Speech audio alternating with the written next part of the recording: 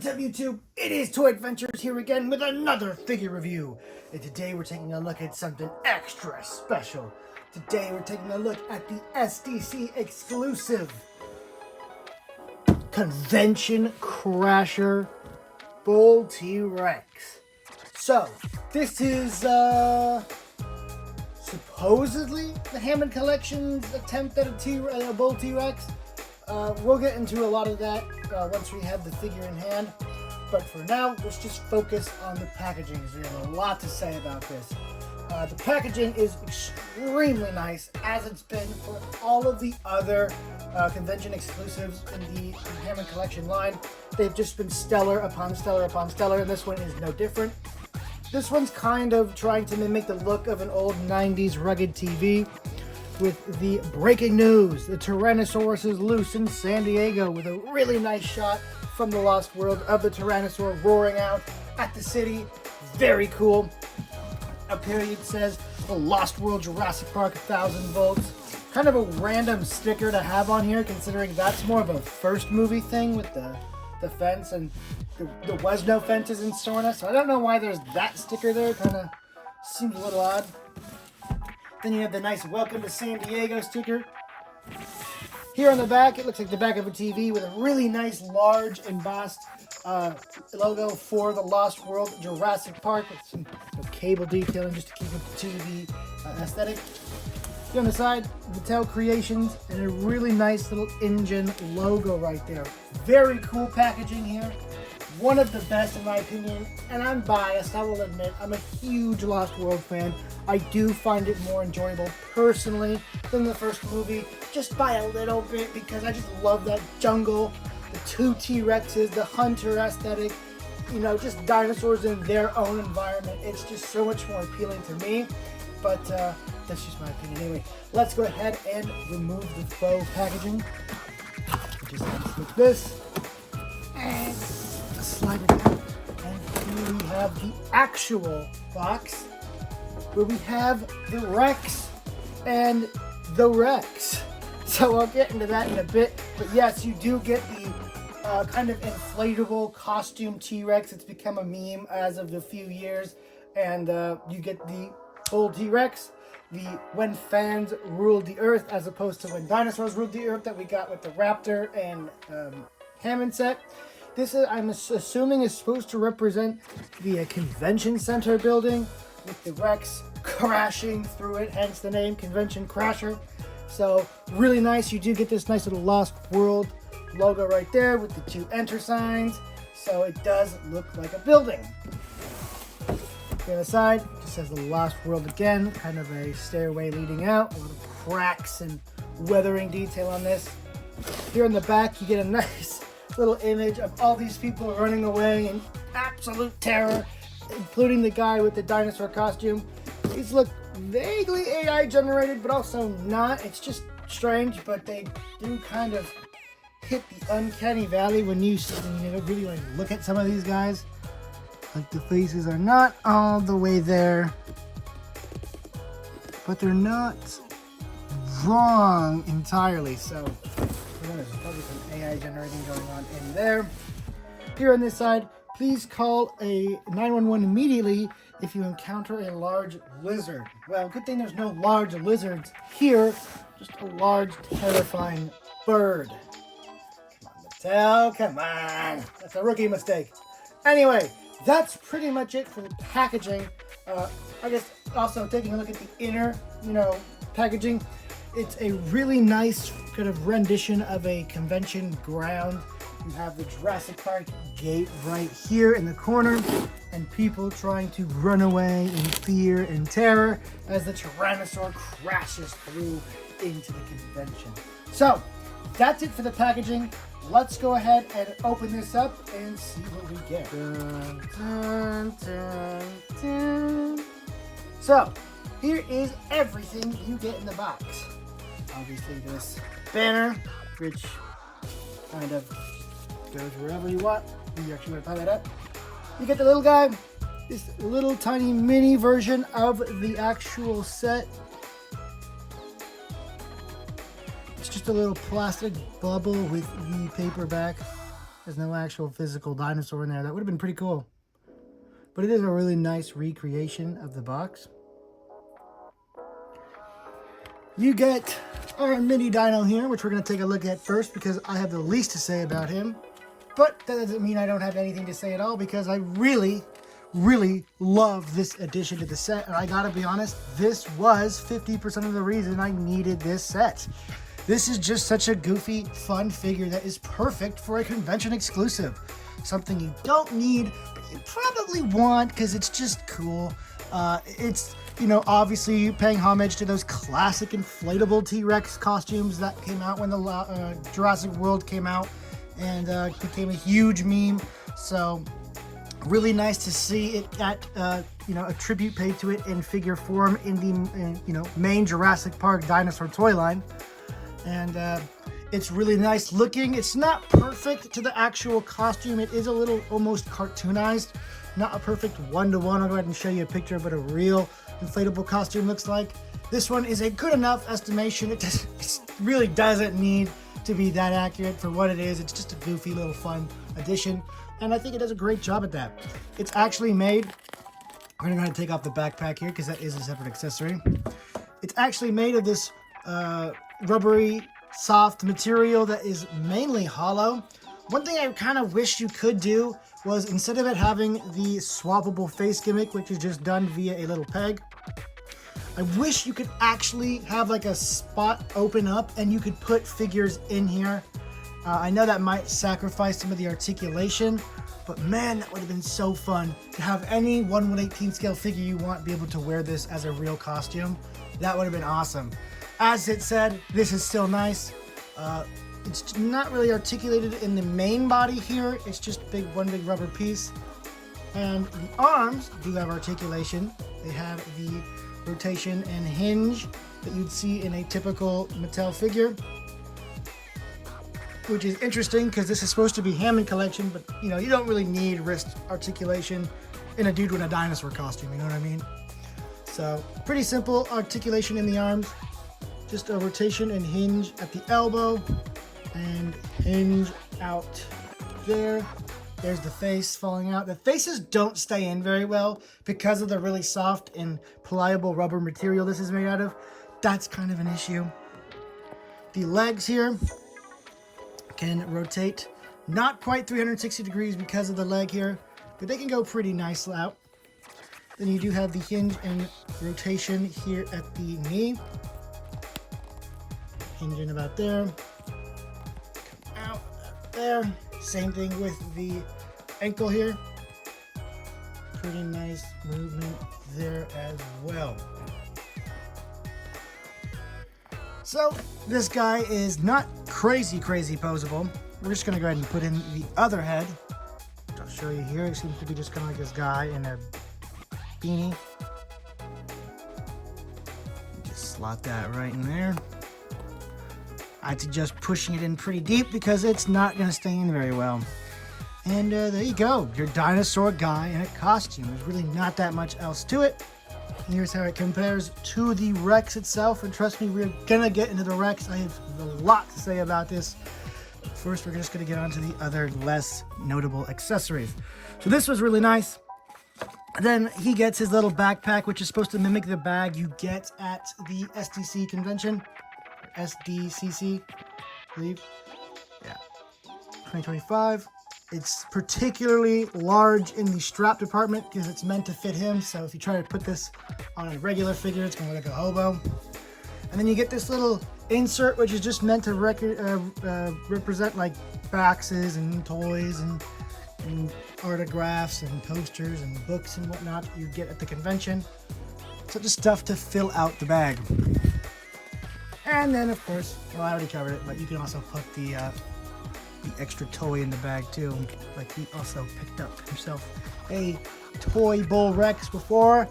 Boom! The real one charges into the convention to cause mayhem. So, let's talk about the Bull Rex. Guys, it's been a long time coming, but is this the Bull Rex? Before I get onto the figure itself, I know a lot of people have complaints about the lack of ingenuity in this figure. So, I mean, we don't have that good of a head here. The neck is not as thick as it should be. The body has not been redone. Well, at least not in the way we hoped. And yeah, it's just not the complete redone of the Rex that we were hoping for. But I don't know if this is actually going to be the male T-Rex of, you know, the definitive one of the Hammond collection. And here's my theory on that. First of all, why would they put such a exclusive, such a popular dinosaur behind such an exclusive paywall? Okay, this thing is on par with the Spinosaurus in popularity. People love The Lost World. It's highly considered the best sequel to Jurassic Park. So naturally, a lot of Jurassic Park fans are gonna want the buck T-Rex. All, if not most of them will. So why hide it behind a exclusivity paywall? They didn't do that with the Spinosaurus. They didn't do that with any other dinosaur. No other species in the Hammond collection, or even character for that matter, has been hidden behind a paywall. Other than like Steven Spielberg or, you know, Jimmy Buffett. But those are humans, and those are exclusive for a reason, because they're not from the movies. They're, well, you know what I mean with a Jimmy Buffett. Anyway, dinosaur-wise, no character, you know, dinosaur character, has been locked behind a paywall. I think what they're doing right now is maybe just getting some use and money out of the failed crowdfund that they did back in, I believe, 2014 or 2013. They did a crowdfunding where they tried to do the Jurassic Park gates, the Ford Explorer, and the Bull T-Rex. It was a mess because it was just this unorganized mess. You know, they didn't stick to one movie or one theme, and it failed. But they did do an updated Hammond Collection Rex. This is it for the most part. Not paint-wise, but part-wise, this is what you would have gotten in that crowdfunding. So my theory is this convention exclusive is just a way for them to get the money out of the figure and maybe even gauge the want for a male T-Rex in the Hammond Collection line. Because this isn't the full redo, because, you know, these parts were made before they really committed to making the Hammond Collection as good as it is now. So that's my theory, is that this is just a way to maybe gauge interest and get use out of already made parts. I still think, and I'm very much hoping, you know, this would be the wise decision for Mattel, because, you know, we're gonna buy every dinosaur you throw at us, is that this is just for fun, and that they're also going to do a mainline release that may even be completely redone with all the bells and whistles that we really hoped for a new Rex release. That's just my opinion. Anyway, that's that out of the way. Let's get on to what we actually have here. And I'm gonna say, it's not terrible, it's not even bad. It's just not as good as the standard of Hammond Collection is nowadays. If this came out when Hammond Collection was released, this would have been de facto the best Hammond Collection release in the initial waves. But now that we've gotten to the point of the Hammond Collection Spinosaurus, this does feel a bit outdated. Anyway, let's get on to why. For a head, it is new. There are new teeth. These are about up to standard with the Hammond Collection we have now. They are sharpened. In fact, I usually wait for comparisons until the end, but because of the nature of this figure, I'm going to go ahead and whip out the Hammond Collection Rex now. I feel like it's necessary to do during the review so you can see what is new. Now, let's do a close examination of the heads here, so you can see the differences. Now, not only is the sculpt on this one a bit more sharp, it's also different because it's meant to be a different character, that being the buck.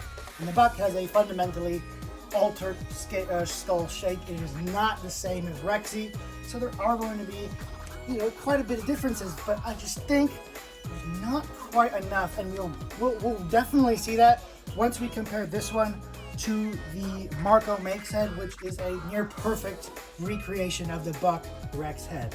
But for now, let's just take a look at the original Hammond collection. As you can see, the detail is far more defined and just, you know, more sharp on this one, as well as the teeth. As you can see, this one had the gummy teeth that early Mattel figures were known for.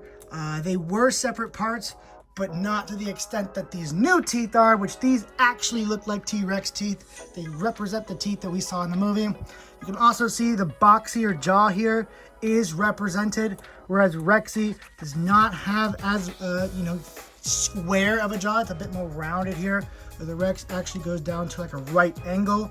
That's really nice to see. But that's kind of where the differences end. You know, the head is different for sure. And you can even see that when the heads are closed.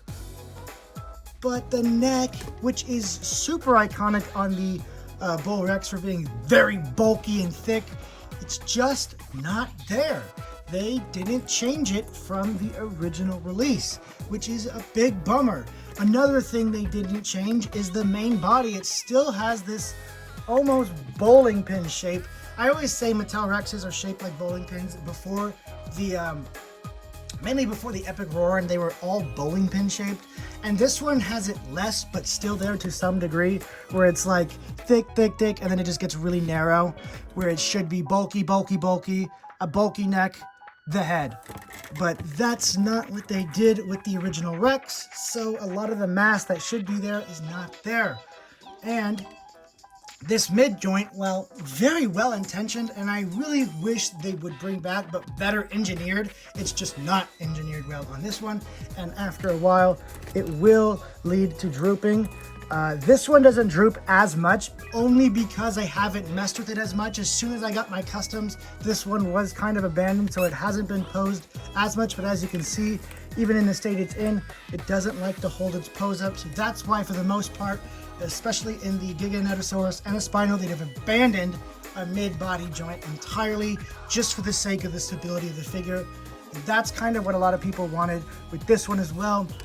I mean, this one's obviously nice and firm, but it's brand new. Interestingly enough, I don't know if it goes up as much as the original one does. This one really seems to go up a lot, whereas this one is limited, so maybe they did do a bit of re-engineering in here. I can't see obviously because it's inside, but they could have very well re-engineered the mid-body to be much more stable. If they did that, that's awesome. Bring back the mid-body joint if you can make it really robust, because it just adds more articulation to the figure. The feet are another big improvement over the original Hammond collection. As you can see, these are huge stompers, and this was because Mattel wasn't very good at making stabilized dinosaurs. Whereas now, they've really gotten the hang of it to the point where they can add the correct feet on there. So, it's a huge improvement and really makes the Rex look a lot more organic instead of toyetic. This looks more believable, grounded, instead of, you know, being kind of, like I just said, toyetic. The tail all seems to be the same. So really what you're getting this for is the better head. Well, not really better because it's a different character. The different head, the better feet, and possibly a better engineered mid-body joint. That is just my direct comparisons. Now let's take a look at the actual paint of this figure. Now this is fundamentally different from what we saw in the Kickstarter campaign. This is not the same deco. This one is a bit more lackluster in my opinion. It's not as nicely capturing the Buck T-Rex. What this one actually reminds me of more personally is the Bull T-Rex toy. And that's another reason I think this is not our definitive Bull Rex. I think this one was meant to be more of a homage to maybe the toy of the Bull Rex as opposed to the actual Bull Rex. To prove my point here, I'll go ahead and hop down my original Bull Rex. As you can see, it has the simplified green with the, well, this one by now is blue, but the green with the yellow and the black stripes is similar enough to the movie, but also kind of harkens back to this Bull Rex. But it does have the more movie accurate stripes on the snout. So I'm not sure, actually. It's kind of a toss-up. It looks like the toy, it looks like the movie. It's actually a nice combination of them both, but not really landing either one perfectly. I still like the look of this. So much so that I had to get 2 of these. One to keep in box and one to just have a cool new male Rex Hammond collection. You know, it doesn't need to be the buck in mind because I obviously have a movie accurate buck, but it can just be another male T-Rex that I can have pose around the island. And I think it serves an excellent role in that regard. But, you know, that means it's kind of a bummer that not everyone gets this figure. It's a really cool figure. Going over the articulation on it would be a little redundant because it is the same as the original release. Pretty nice movement in the head. A bit limited here in the body. It's nicer side to side than it is up and down, which I think is for the best because it always used to droop down. So the fact that it's really stiff in there is a better sign, even if it means you can't have this dude pondering up at space. Anyway, that is pretty much it for the Rex itself. One thing to note, mine does have a bit of paint blemish here. The paint itself is nice. The paint actually goes all the way down the tail, and the cream color here on the neck is a bit off color with the rest of the body, which is a bit of a bummer. And you know what? I don't think we got a good enough close-up of the actual sculpt on the head. The detail-wise, it's actually really nice. Really, really nice. Very defined and detailed. Really, really nice to see that represented. It's much more iguana-like, just like the buck was. Which does lend credence to a giant lizard, but it's still a bird.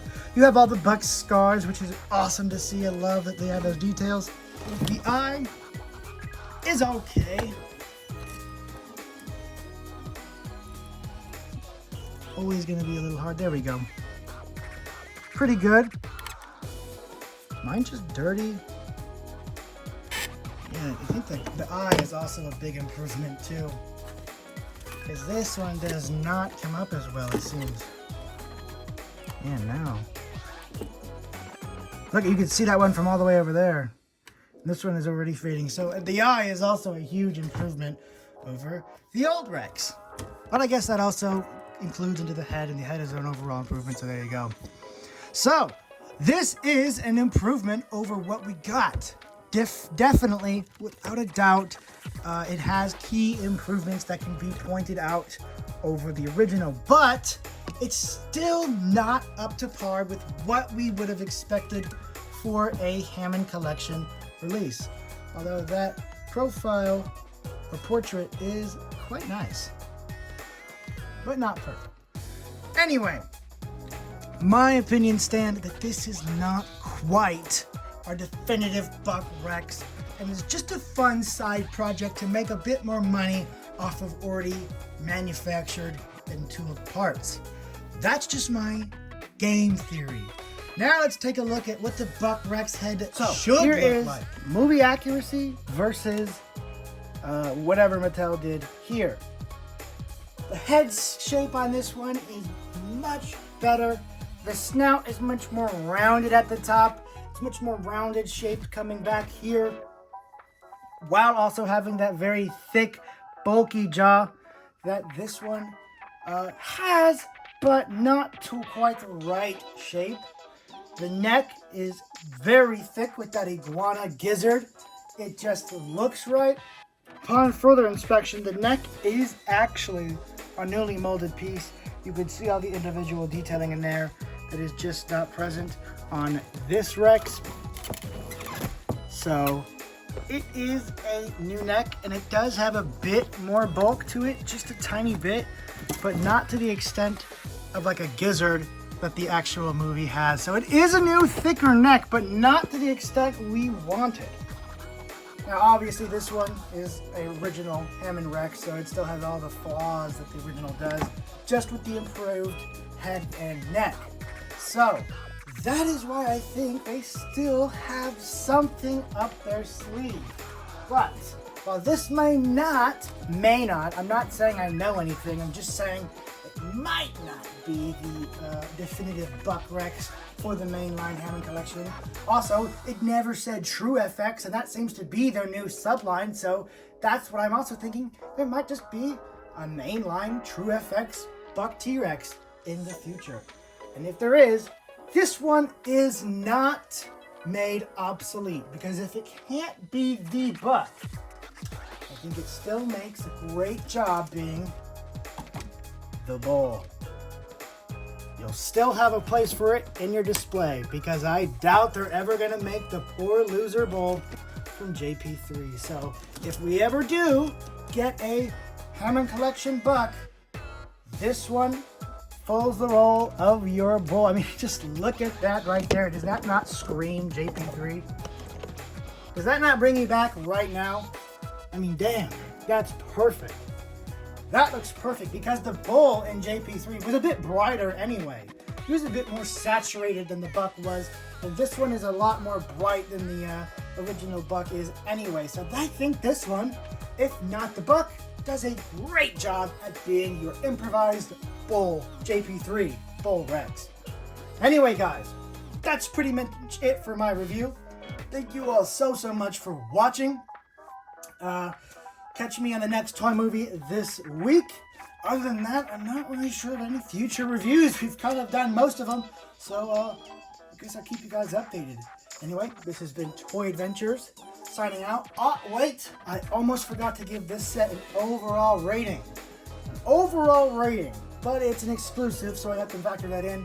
As an exclusive, I think it's fantastic. And for unfair reasons, it's a 9 out of 10 convention exclusive, because you get an exclusive character. So it's, right now, a really important thing to get if you're a completionist in the Hammond collection, because unlike the Outhouse set, this isn't just a recolor of a T-Rex we've already gotten. This is a completely separate T-Rex from a completely separate movie that we have not gotten in the Hammond collection.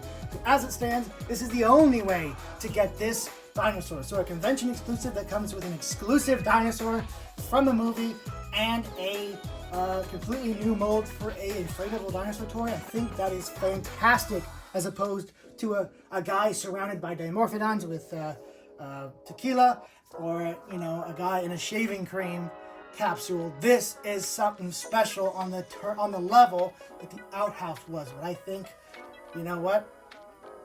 It may overcome it just because it actually has a new dinosaur in it. Anyway, guys, that has been my review. Thank you all so much for watching, and I'll catch you guys in the next one. Peace!